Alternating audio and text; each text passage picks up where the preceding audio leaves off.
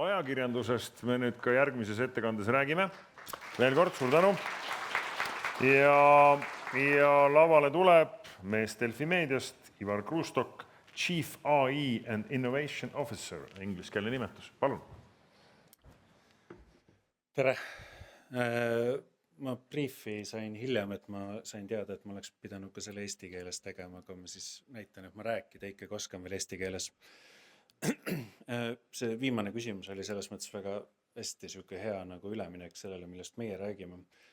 Aga et lihtsalt nagu selle skoobist natukene eelnevalt teile rääkida, siis lihtsalt kuna enamus inimesi võtab Delfit kui see portaal, kus me lihtsalt uudiseid avaldame ja siis seal on info, siis tegelikult ma natukene kirjeldan seda tausta ka teile enne, et te lihtsalt ütleme mahu mõttes aru saaksite, millega põhimõtteliselt täpselt seesama analüütikatiim tegeleb, kelle üks nii-öelda valdkond tänaseks on saanud ka siis nii-öelda ajakirjanikudele andmete etteandmist. Ehk siis kui te mahu mõttes mõtlete, siis me tegelikult igapäevaselt keskmiselt toodame umbes 216 artiklit. Enamus nendest päriselt saavad ka lugemisi, kuigi on hunnik artikleid, mis siis tegelikult ei lähe ühiskonnalikult korda. Ja kõik teine osa, mis on nagu tähtsam, et samamoodi nagu me üritame kätte saada siis ajakirjanike jaoks andmestikku, mis on mõeldud siis nii-öelda avalikult esitlemiseks ehk siis artikli kujul, siis tegelikult samamoodi me peame töötlema kõiki neid andmeid, mis on meie artiklitega seotud. Ja samamoodi, mis meie just läbi käib, on tegelikult väga suur maht erinevaid, ütleme, lisaks artiklitele tegevusi. Ehk siis kuu jooksul meil on umbes 3 miljonit video vaatamist, metsikus koguses reklaami näitamisi. Ma arvan, et Eesti ettevõtete mõttes ilmselt kõige rohkem kommentaare avaldatakse just meie portaalis. Me alati kõige uhkemad kõikide kommentaaride üle ei ole, aga see ei tähenda, et me nagu ei peaks tegelema selle murega või siis nagu kuskile liiva alla peitma ennast sellega, sest seal käib ka tegelikult väga palju analüütikat meil. Ja enne kui me siis jõuame üldse selle juurde, et miks meie jaoks andmed või ütleme riigi andmed ja kõik, mis siis nii-öelda kõik ametnikud teevad, on tähtsad, on sellepärast, et isegi kui me võrdleme suuremate portaalidega, siis kuu jooksul kõige suurem katvuse täna tegelikult saab Delfi meedia. Ehk siis kuu jooksul umbes 7000 inimest külastab meie portaale, umbes 300 miljonit nii-öelda tegevust, mida me trackime, ehk siis see tähendab kõik artikli loetavused, video vaatamised, kõik, mis nii-öelda infokilluna kokku läheb ja tegelikult väga suur osa inimestest tegelikult pääsevad tasulisele sisule ligi ka. Maailma võrdluses nii-öelda see 190 000, mis mul siin välja toodud on siis nii-öelda absoluutne turu mõttes, katvuse mõttes absoluutne tipp. Ehk siis meie järgnev konkurent tegelikult on kuskil 14% turu katvuse juures.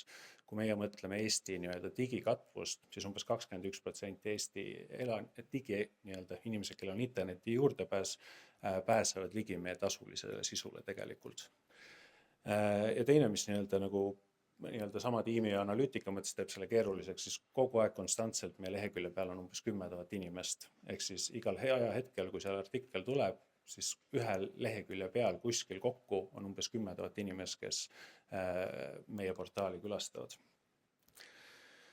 Aga jõudes siis teema juurde, miks meid siin kutsuti, oli sellepärast, et ma sain aru, et ma ütlesin ühel teisel andmeteaduse toredel konverentsil seda, et riigi andmetele ligipääsemine pole kunagi olnud nii lihtne kui täna. Kuigi see ei ole absoluutselt lõbus tegevus, siis tegelikult ma siiamaani arvan, et see täna on ääretult lihtsaks läinud, aga see ei tähenda, et me ei pea seda tegema läbi väga keerukate metoodikatega. Tänaseks siis põhimõtteliselt meil on, ma arvan, et umbes 40% Eesti registri andmetele nii-öelda automaatne botikene tehtud, mis käib, võtab need andmed kokku. Ja suhteliselt tüütu on see tegevus tegelikult, sellepärast, et ma pean seletama captchadele, et tegu ei ole botiga, sellepärast, et kõikidel asjadel on ju, kuigi nad on avalikult kättesaadavad, siis kõikidel asjadel on ette pandud boti tõrje. Ja botile seletada, et ta peaks seletama sellele captchale, et tegu pole botiga, see pole üldse lõbus tegevus teile teadmiseks. Ja sealt edasi tegelikult, kui me need andmed nagu kätte saame, siis sealt edasi on tegelikult suhteliselt palju protsessi. Ehk siis kuna kõikid registrid nii-öelda nii veebina kui andmestena, kuidas te neid seal nii-öelda salvestate, on ääretult erinevad, siis tähendab, et kõik need vajavad erinevat protsessi. See ei tähenda, et nagu absoluutselt kõik need andmestikud on täiesti erinevad, aga see tähendab meie poolt nii-öelda väga palju lisatööd, et need andmed oleksid siis pärast nagu kättesaadavad ka. Ja see jällegi ajakirjaniku vaatenurgast see projekt ei ole veel lõpuni tegelikult jõudnud, et me tegelikult oleme nii-öelda selle protsessina poole peal. Mis nii-öelda siis selle, ütleme, AI poolega või ütleme tänase selle automaatse protsessina tegelikult juurde on tulnud, on sellega, et hästi palju avaandmeid eeldab siis, et tegu on päris kasutajaga. Ehk siis need on need hetked, kus ma ei saa öelda botile, et ole nii-öelda arvuti, mine sinna ligi ja lae alla need andmed. Ehk siis, mida see tähendab, on siis see, et siin taga on tegelikult siis päriselt füüsiline arvuti, kus sees on üks konto, see konto on päriselt siis ära valideeritud ka, see on nii-öelda inimene justkui, kes siis tegelikult käib, võtab avalikke andmeid, mis on nii-öelda kõigile mõeldud siis avalikult kättesaadavaks. Mida ta teeb, on siis tegelikult loeb veebilehekülje peal andmestikku, ehk siis seal ei ole nii-öelda mingit PDF-i taga, seal ei ole mingit Exceli faili, midagi sellist, mida nii-öelda tavaliselt kättesaadav on. Ta lihtsalt võtab koodi seest teksti kätte ja teeb selle JSON faili ja siis läheb salvestab selle meie pilve keskkonda. Selle kõige keskmiseks tegelikult ongi siis meie enda loodud nii-öelda andmebaas, kus siis kõik need andmed on ilusasti talletatud, ilusasti jällegi andmestruktuuri mõttes korralikult strukturiseeritud, et me saaksime selle peale ehitada süsteeme. Enne oli ka siin vihje nii-öelda sellele registrile ja kõikide sellele asjadele, ehk siis samamoodi selle hetkel, kui me töötleme neid andmestikke, siis tegelikult loodakse kõikidele dokumentidele ka nii-öelda mingit sorti register, ehk siis, et hiljem oleks neid võimalik leida sealt üles ja kui andmestikul mingil põhjusel peab muutma seda, siis infona me tegelikult teame, kus kohas see infokillukene nagu tegelikult paikneb. Ja siis selle peale ongi ehitatud siis nii-öelda vastavalt sellele, mis süsteemi või platvormi me selle andmestiku peale ehitame, on siis ligipääs ehitatud sellele.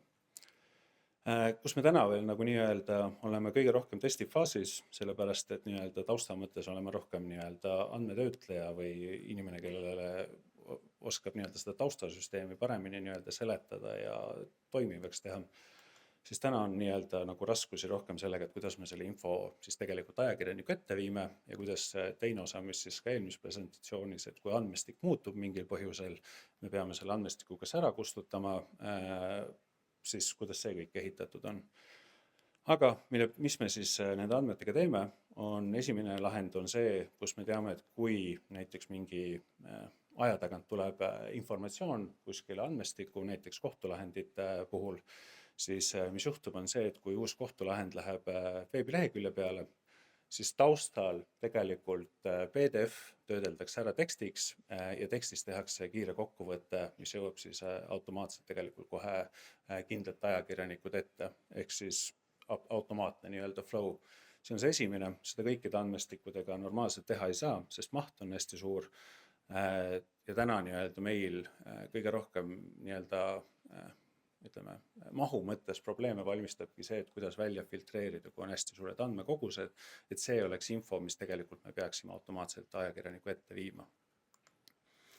Sest järgmine lahend on siis põhimõtteliselt kõikide nende samade dokumentide vektorandmebaasi panemine, ehk siis põhimõtteliselt ajakirjanikule kätte anda nii-öelda otsitav dokumendiregister, kus siis lisaks sellele, mis on nagu nii-öelda failina kättesaadav, siis samal hetkel peaks seal olema ka nii-öelda lihtne viis, et jällegi põhimõtteliselt eelarveliselt kokkuhoidu enda poolt teha, kuidas tegelikult otsing peaks töötama, jällegi niimoodi, et tuua võimalikult kiirelt ajalooline arhiiv ajakirjaniku ette ja sealt tema saaks võimalikult kiirelt seda informatsiooni ära töödelda.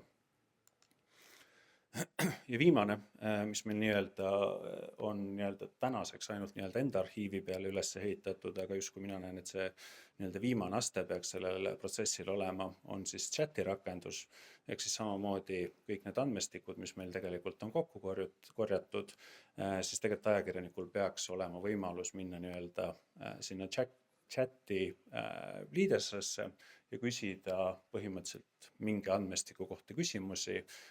Taustal käib otsing ja tehakse selle kohta kokkuvõte ja nagu te siin ka näete, siis põhimõtteliselt kõikide asjade taga on alati viide ja see viide on siis otseselt seotud meie andmebaasiga, et ajakirjanik tegelikult saaks andmestikule kohe ligi minna ja vaadata siis nii-öelda täis andmestikku sellise pilguga, et kindel olla, et masin ei ole ühtegi viga teinud. Ja kokkuvõttes siis, kuigi tundub, et justkui oleme hästi kaugel, siis tegelikult on ääretult palju veel nagu tööd teha. Ehk siis kuigi jällegi, nagu ma mainisin, et andmete kättesaamine ei ole kunagi nii lihtne olnud, siis tegelikult see eeldab väga palju nii-öelda tööd veel, mida teha on vaja. Teine, mis me nii-öelda ajapikku oleme selgeks saanud, on see, et kuidas ajakirjanikule kättesaadavaks info teha või kuidas ta seda kasutab, on näiteks kordades raskem kui see, et kuidas mina selle andmestiku endale kokku saan.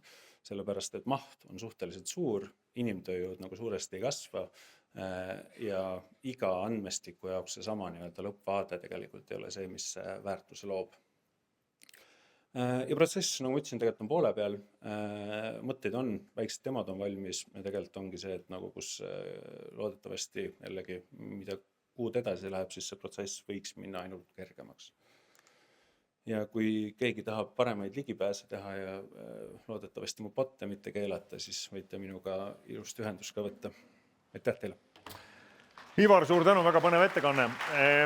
Kas ma saan õigesti aru, see on nüüd selline endise ajakirjaniku küsimus, teades, kui vähe saavad palka ajakirjanikud, et see on, ma arvan, et siin toos pole nii väikese palgaga inimesi, kui keskmiselt Delfi ajakirjanik palka saab, mis on üldiselt sama probleem ERR-ist alustades.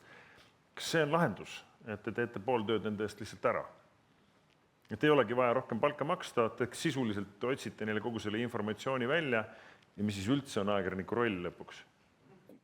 Minu nägemus ikka veel, mul siin seda tavaliselt head slaidi ei olegi nii-öelda, olles nüüd siuke sama valdkond, mis see tore nimetus mul oli, siis umbes aasta pool selles ametis olnud, siis ütleme, et ajakirjaniku roll kindlasti ei ole see, et ta peaks hullult aega kulutama, et kuskilt nii-öelda PDF-e üles otsida ise või veel vähem, mis nagu täna suur osa ajakirjaniku ajast on tegelikult mingi CMS-is linnukaste ja tagide lisamine, siis nagu ma näen, et see annab ajakirjanikule nii-öelda selle ajakirjaniku töö tegemise aega juurde. Ehk siis kindlasti esiteks ei ole eesmärk kuskilt otsast ajakirjanikke vähendada, vaid pigem on ajakirjanikule kätte anda tööriist, et ta saaks nii-öelda seda, ütleme, analüüsi, otsinguid teha, ehk siis ta nagu saaks päriselt selle ajakirjaniku tööd teha. No imeline, ma päriselt endise ajakirjanikuna ütlen, see on imeline, et ma siin päeva alguses meenutasin, kuidas me helistasime krediidiinfosse ja ostsime 50 krooni üks faks, mis tuli sealt välja niimoodi, saates sul ülevaate, ja siis selgus enamasti, et see ei ole see firma.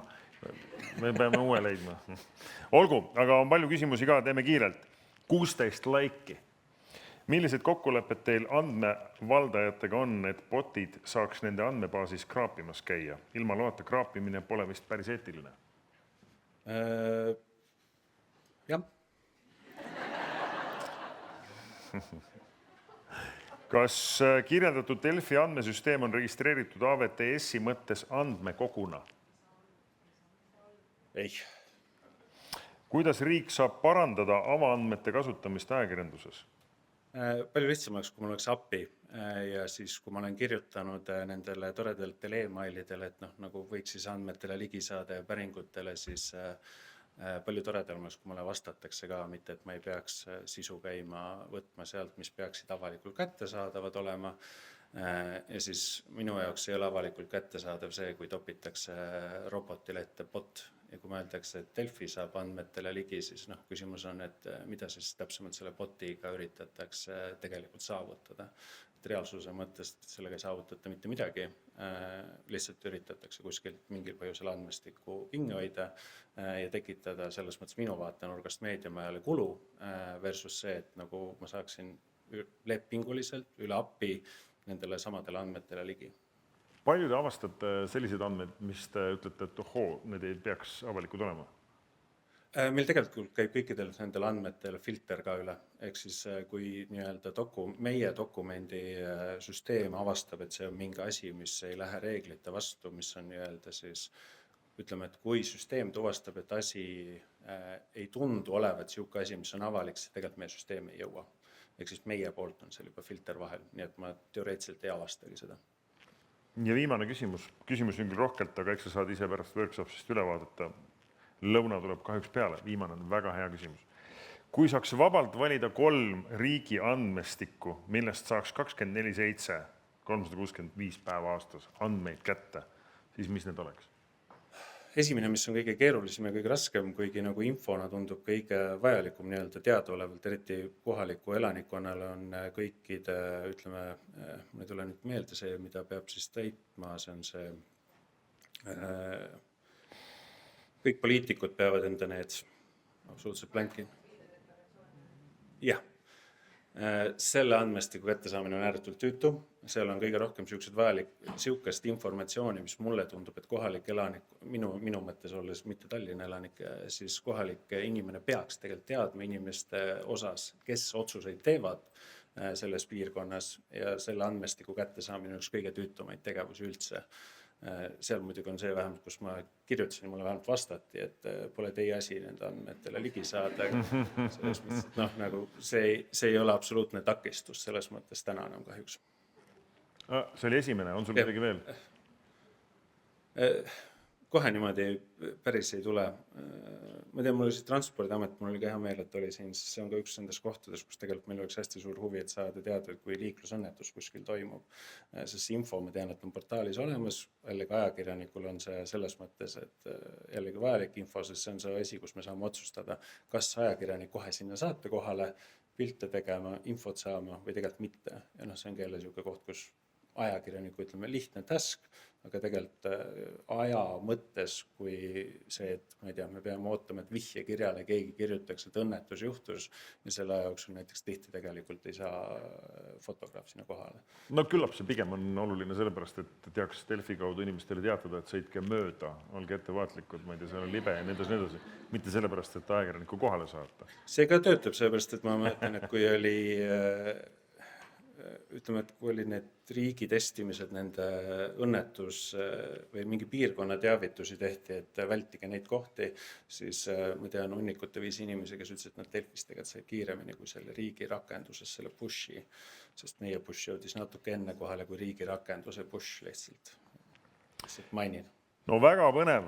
Ivar Krustok, väga-väga põnev. Suur tänu selle ettekande eest.